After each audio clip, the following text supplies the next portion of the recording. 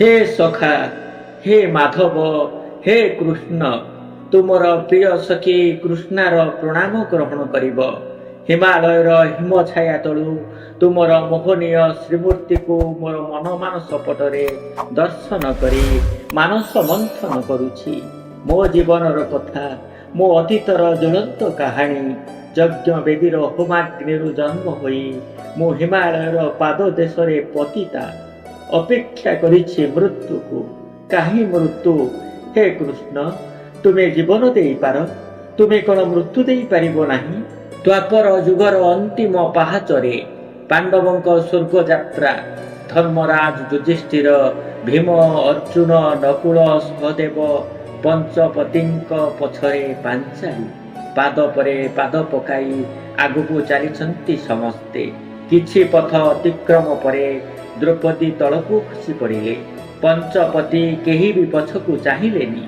जीवन सारा संसारर अपवाद को आपणे नेली पंचपति वर्ण करिथिबा पांचाली द्रौपदी असहाय होई पड़िले। एमिति भी से कुरुसभारे वस्त्रहरण समय असहाय होई पड़िथिले। पंचपति केही तांकर रक्षा करि पारिले नाही। दुशासन द्रौपदीर केशकू टाणी टाणी कुरुसभा तले तार वस्त्रहरण करिथिला। हे सखा कृष्ण, तुमे सेदिन मोर लज्जा निवारण करिथिल। आज मो हिमालयर हिम छाया तले पतिता मृत्यु को अपेक्षा करिछि। हे सखा कृष्ण, मते थरे उत्तर दियो, काहेकि नारी जाति को सृष्टि करिछ? केवल दुख, जंत्रणा, अपमान, अवहेलित हेबा पाई। द्वापर जुगर द्रौपदीर दुख आजिर कलिजुगर नारी समाज उपरे गभीर प्रभाव पकाउछि। आजिर एकविंश शताब्दीर नारी उन्नतिर शेष सोपान पाद देइथिले मध्य ता जीवन रे दुख, जंत्रणा, अपमान, अवहेलित हेबा शेष होई नाही। आज भी पुरुष कैंद्रिक समाज नारी उपरे अकथनीय अत्याचार करि चलिछि। पांडव मानक वनवास काल रे धृतराष्ट्रंकर एकमात्र कन्या दुशिला तार पति जयद्रथ द्रौपदी को एकुटिया देखि अपहरण करिवार वृथा चेष्टा करिथिला। भीम, अर्जुन रथ चकर चिन्ह को अनुध्यान करी द्रौपदी को उद्धार करथिले।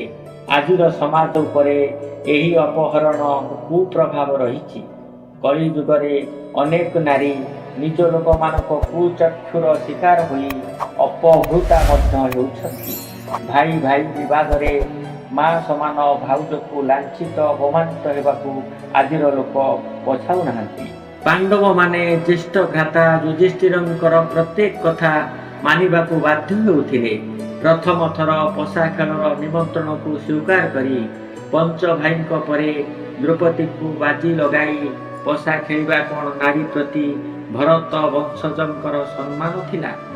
वस्त्रहरण परे केश को मुकुड़ा रखी प्रतिशोध नियारे जलुथिले द्रौपदी।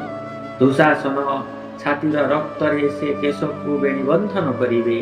आज भी कलिजुगरे अनेक नारी प्रतिशोधर बह्नी रे जलुछंती। एही बह्नी महाभारत परी केतेक विनाशकारी युद्धर परिणति समाज सामना करुछि। हिमालयर हिम छाया तले द्रौपदीर मानस मंथन सरी नाही। द्रौपदी देखुछि किछि किछि दूर रे सहदेव, नकुल, अर्जुन, भीम हिमालयर पाद देशरे धराशायी होइछंती।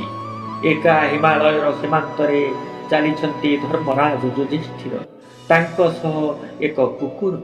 द्रौपदी भाबुछंती, आमे समस्ते पाप करिथिलु, स्वर्ग यात्रा आम पाई असफल हेला। युधिष्ठिर कौन पाप करि नाहंती?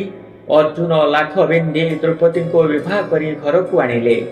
धर्मराज युधिष्ठिर देढ़सुर होई माता कुंती कथा को समर्थन करी पंचपति विवाह को स्वीकार करथिले।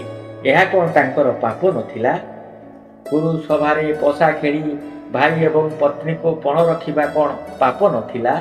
लाक्षागृह दहन परे मध्य इंद्रप्रस्थर राजा होई पुनश्च कौरव मानक आमंत्रण रे पशा खेलिबा कौन युधिष्ठिर पाप नथिला? नरे बा कि गुंजरे बा असस्तमा हत कहिबा कौन युधिष्ठिर पाप नथिला? माता कुंती को अभिशाप देवा कौन युधिष्ठिर पाप नथिला? द्रौपदी मन रे प्रश्न परे प्रश्न।